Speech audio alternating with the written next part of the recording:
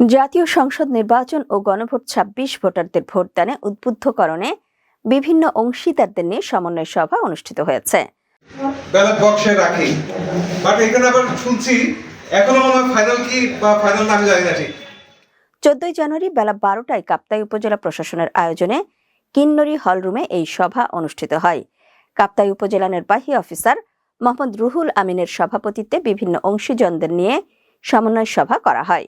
Vote কেন্দ্রের সকল দায়িত্বপ্রাপ্ত অফিসারদের সঠিকভাবে দায়িত্ব পালনে কঠোর হওয়ার আহ্বান জানান নির্বাহী অফিসার রুহুল আমিন এবং যার যার মন্ত্রণালয় হতে যে যে নির্দেশনা দিয়েছে সেই নির্দেশনা যথাযথভাবে পালন করার আহ্বান জানান তিনি গণভোট হ্যাঁ এবং না বিষয়ে তৃণমূল পর্যায়ে সচেতনতামূলক প্রচারণা করছেন। ইতিমধ্যেই তথ্য অফিস, প্রাথমিক বিদ্যালয়ের নারী ও মা সমাবেশ, সকল পর্যায়ে জাতীয় সংসদ নির্বাচন বিষয়ে সচেতনতামূলক সভা চলমান রয়েছে বলেও জানান তিনি। ব্যালট বক্সে রাখি, বাট এখানে আবার শুনছি এখনো মনে হয় ফাইনাল কি বা ফাইনাল না আমি জানি না ঠিক।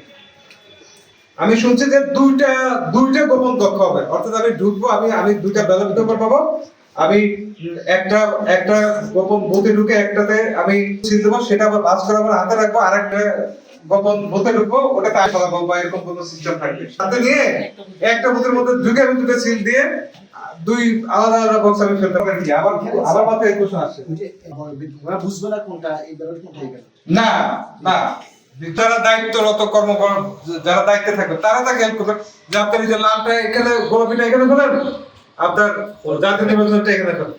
স্বাগত বক্তব্য রাখেন কাপ্তাই উপজেলা তথ্য অফিসার মোহাম্মদ দেলোয়ার হোসেন। জন্য এই সংস্কার, এই দুই একটি কথা আসলে অনেক ডিপলি কথা যে বিরোধী দল থেকে ডেপুটি স্পিকার হবে, স্পিকারের কাজকে ডেপুটি স্পিকার।